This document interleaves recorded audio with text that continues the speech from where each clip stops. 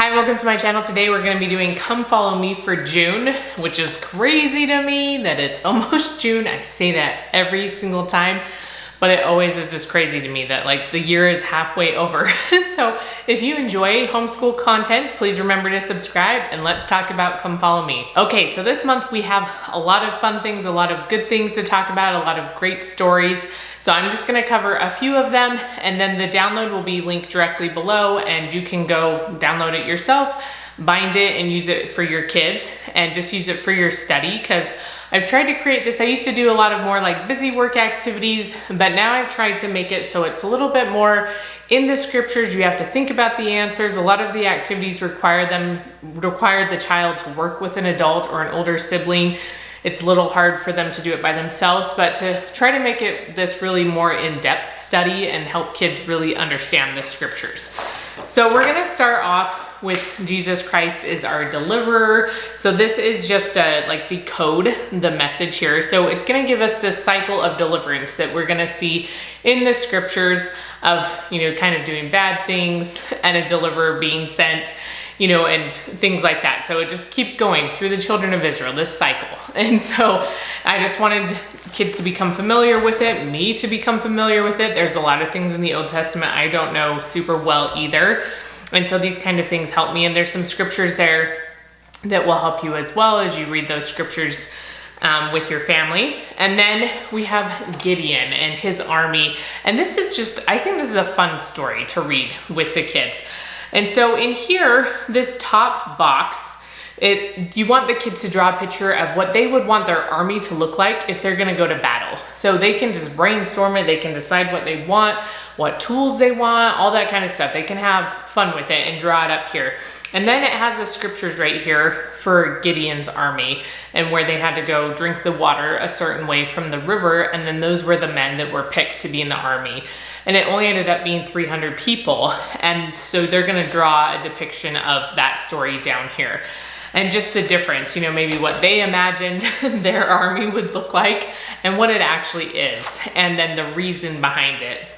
So I don't know if we're talking about the reason that day. I put the scripture, whatever day it is, why the Lord had him do that, so that the people would realize where their strength comes from.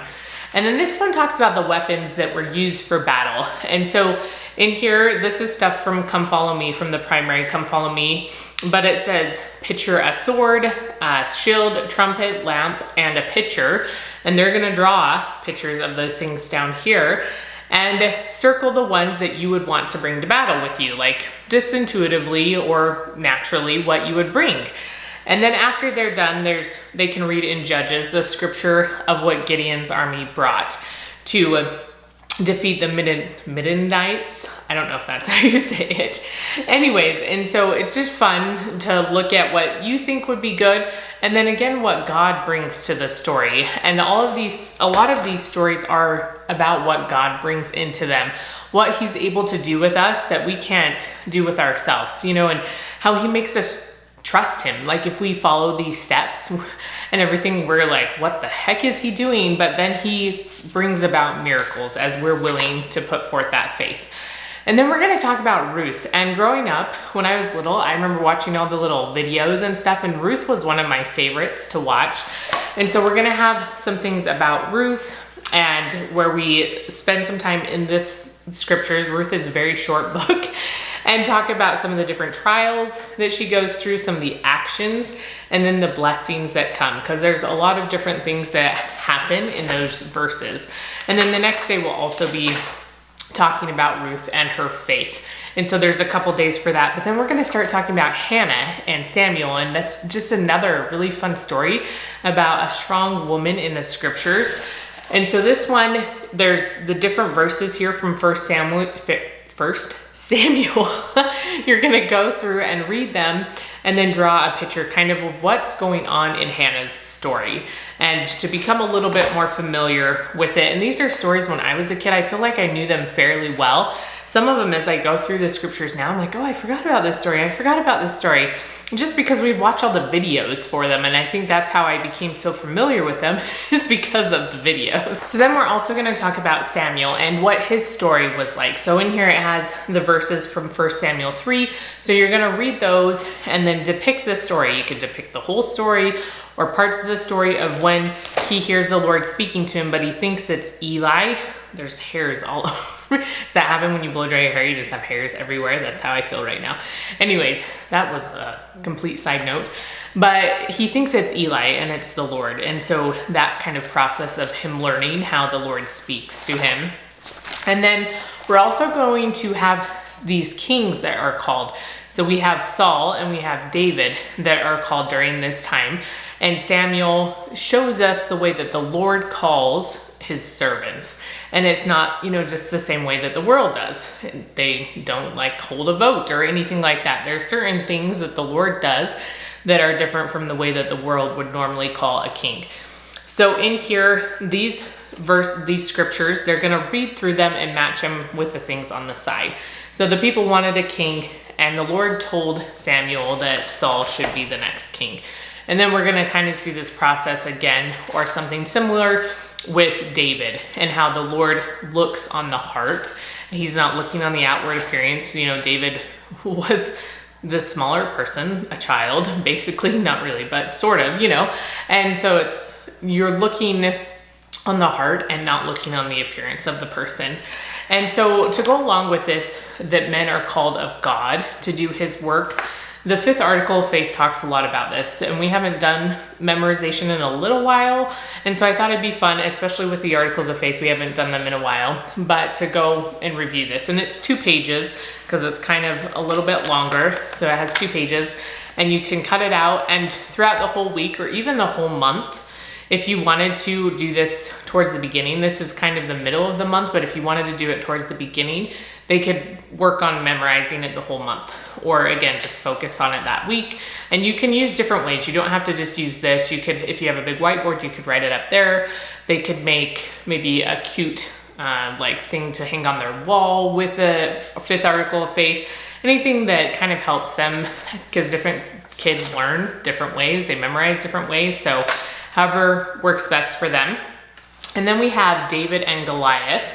And this is a fun story, I feel like, for kids because he's a giant, right? And I know in one of my seminary classes, I feel like it was, or I was talking to a seminary teacher, and they like to make Goliath. So if you have butcher paper, you could measure it. You can figure out all the measurements, I think, in the Bible dictionary and everything, and make how big he was and hang that up on your wall if you wanted to. And that could be fun for kids to see how big he was. But this is going to go through 1 Samuel 17. You'll go through the different parts of the story and draw them. And it might be easiest to read the whole story first, and you could write some key points maybe on a whiteboard for the whole group. And then kids could pick what part was their favorite, kind of a beginning part that they liked, the middles, and then the end, and draw those. Okay, just kind of teaching them to pick out parts of a story that are the most important. And then the last thing I wanted to mention, you can decide how you want to teach it. So it's overcoming temptation. So we're going to, at the very, very end of the month, David and Bathsheba is going to be the story for that week, basically.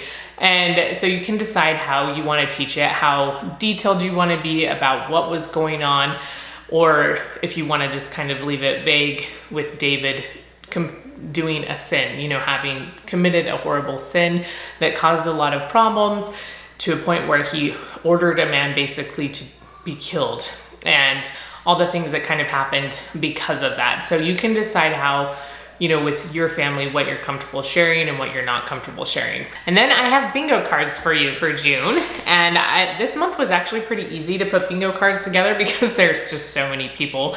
And so most of these are people. We have Ruth, David, Goliath, there's Boaz, who's in Ruth's story, Uriah, is Bathsheba's husband. And we have the 5th article of faith, deliverance cycle, the Philistines. So there's a lot of fun things here. And then again, just some clues. And some of these have scriptures, some of them don't. And you can use these clues, or you can come up with your own clues, or you can just say the names on the card. You don't even have to use the clues if you don't want to. But it is a really good way to review. And so even if you don't use it for the month of June, you could use it a little bit later in the year to review things that you've learned throughout the whole year. And that is also a free download, so it'll be linked down in the description box next to the Come Follow Me booklet. Okay, so that's Come Follow Me for June. I hope you join us in your study of the scriptures, and I hope you enjoy it as much as we do. And please remember to give this video a thumbs up if you enjoyed it, and I will see you next time.